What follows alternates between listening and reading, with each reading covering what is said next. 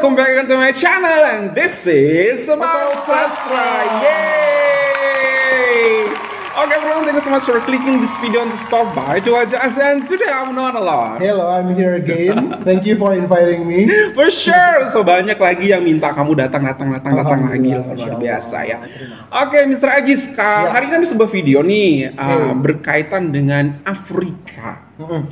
Kalau terdengar kata Afrika, what gonna come to your mind? Afrika, salah satu benua terbesar. Betul. Dengan unsur tradisional yang sangat kuat. Kental banget ya. Kental sekali. Betul. Dan salah satu benua yang berpengaruh di dunia. Betul sekali, betul sekali. Dan ternyata ibu kota Afrika Selatan tuh kalau nggak salah di mana ya? Cape Town. Di situ ada sebuah corner, ada sebuah tempat atau kota namanya Bokap. Dan di situ tuh ada kampung Melayu gitu. Kampung Melayu ada unsur Melayunya banget dan sangat kental di situ. Wow, penasaran. Kenapa bisa Melayu ada sampai di Afrika? Nah, itu dia. Bagaimana bisa Melayu datang ke sana?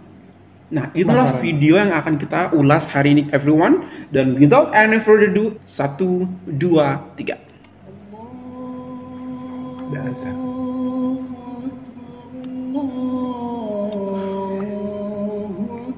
Allah Akbar, aduh merdu banget. Azan subuh atau azan maghrib? Maghrib sepertinya ya. Allahu Akbar, Allahu Akbar. Masya Allah, it's beautiful.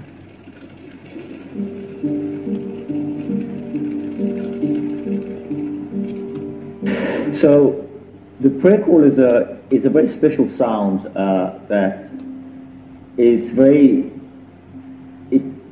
it's very close to me in my heart, and it helps me to do a lot of things and to continue to get the motivation and energy to do things. And the morning prayer call is perhaps the most important one for me, because it signifies not just the start of a day, but it signifies a relationship between man and the Creator in a way where you are actually seeking a partnership in the morning with someone. So that partnership, you know, a day breaks, a morning breaks. It doesn't look like an African. Early enough, you capture the special moment, that special ingredient in the morning. And when you hear the prayer call, it kind of reminds you that you are starting a morning with a partner that can actually make everything perfect for you that day. And it's something that I think is very special to everyone in Bo-Kaap, and a sound that you know, I'll never get bored of hearing.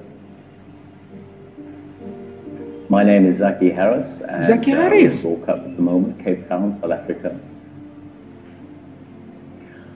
Well, if somebody's never been here, we normally just do a little bit of detail, you know, not detail, but a little bit of history, that these people living here were kept together because of apartheid and they still together.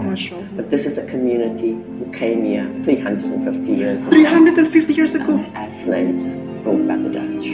Dutch? Bring them in here. Everybody calls me Zaini for sure. It's like a long name. Karena Malaysia pernah di Dutch, yes, Melayu di POC kan. It's always been a diverse community in terms of the people that live here, and you know, the colorful community for me actually extends to the people. It extends to the people in the way that they live with one another, the relationships they have.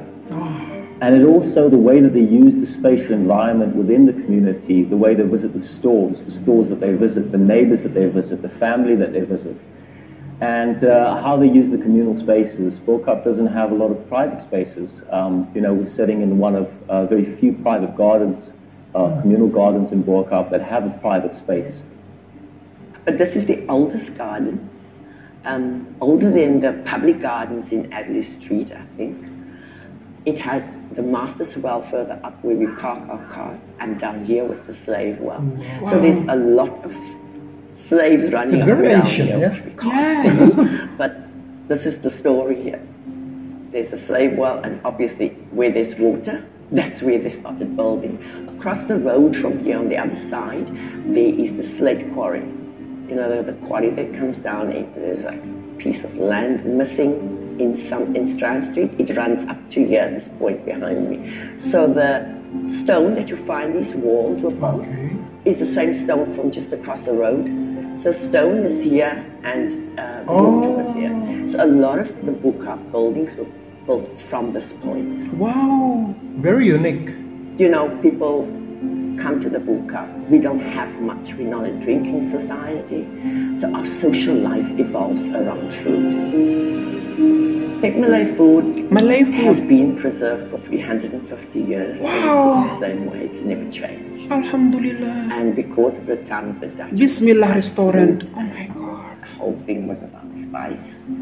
So yeah, we basically taught the Dutch to cook. We taught the British to cook with the spices they were in search of. So yeah, we're still there.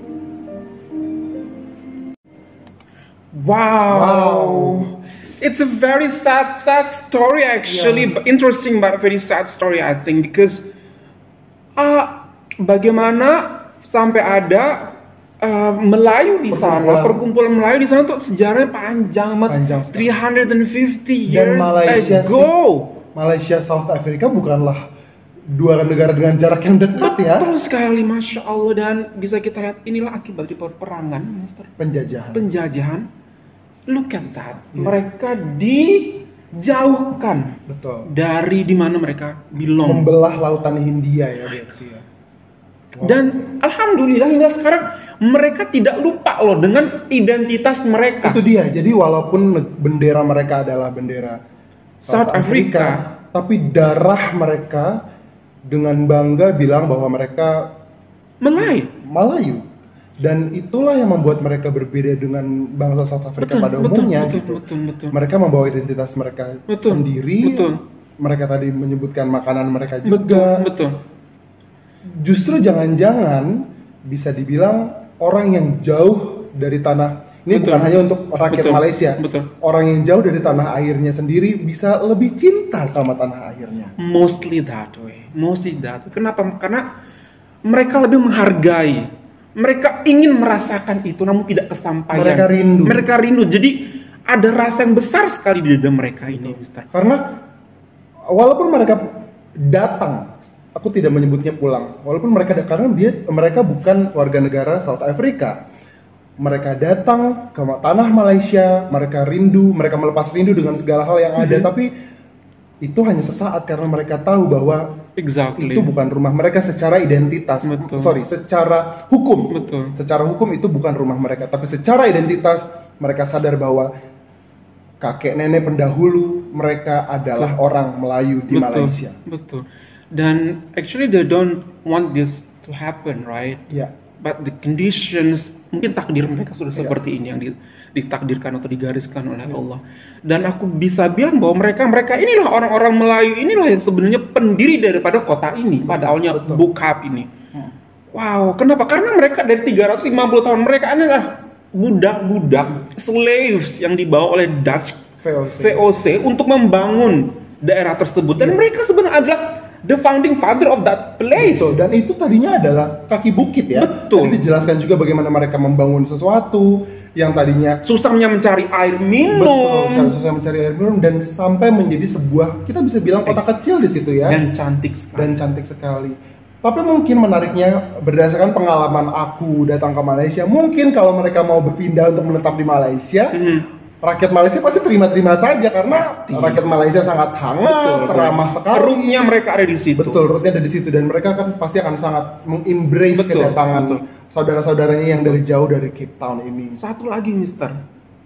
Identitas mereka itu tidak hanya mereka menyatakan bahwa mereka itu orang Melayu dengan makanan Melayu, namun agama, kepercayaan mereka bawa hingga saat ini ke anak cucu mereka. Ya, aku selalu melihat bahwa Melayu dan Islam, nilai-nilai Melayu dan nilai-nilai Islam itu sulit sekali dipisahkan Betul, karena betul. mereka jalan beriringan. Betul, sangat kental banget Sangat ya. kental. Mungkin karena itulah pribadi mereka Betul. selalu hangat, Betul, hadir dengan hablum minannas, Betul, betul. menyenangkan hati orang lain. Jadi Tanpa lupa dengan hablum minallah ya. iya, tanpa lupa dengan hablum minallah. Jadi sangat menyenangkan berada di sekitar Sekitar saudara-saudara orang-orang Melayu ya. Betul.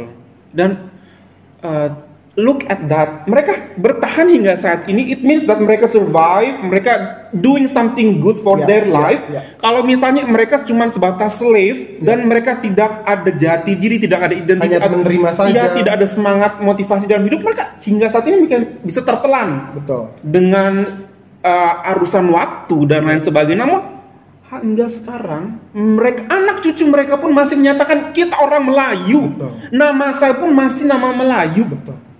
Mereka minoritas tapi mereka tidak Betul. ragu untuk menyebutkan dari mana Betul. mereka berasal, dari mana mereka mendapatkan darah yang mengalir deras di tubuh mereka Betul. sekarang. Minoritas namun sangat kuat sekali. Betul. Dan mereka lah yang membuat warna tersendiri bagi kota Cape Town, Exactly. South Africa. Exactly. Mungkin kalau tidak ada mereka, Cape Town tidak terlalu berwarna seperti hari Atau ini. mungkin tidak ada kota ini, Betul. kota Bukap ini. Wow, it's a very interesting and it's a new thing for us. Thank you so much for this beautiful recommendations. Very beautiful, though. Everyone, make us know more about Melayu history dan bagaimana orang-orang Melayu itu luar biasa sekali dengan nilai-nilai ataupun prinsip hidup Dan yang punya daya juang yang sangat tinggi exactly dimanapun mereka berada, Mister ya. dimanapun mereka berada. Okay, everyone, thank you so much for a beautiful recommendation, and that's all from us. Hopefully that you find this video good, because we really find this video good. If you're new to this channel, forget to hit the subscribe button. Super much love from Indonesia. Malaysia boleh. Melayu boleh, Indonesia boleh. Bye.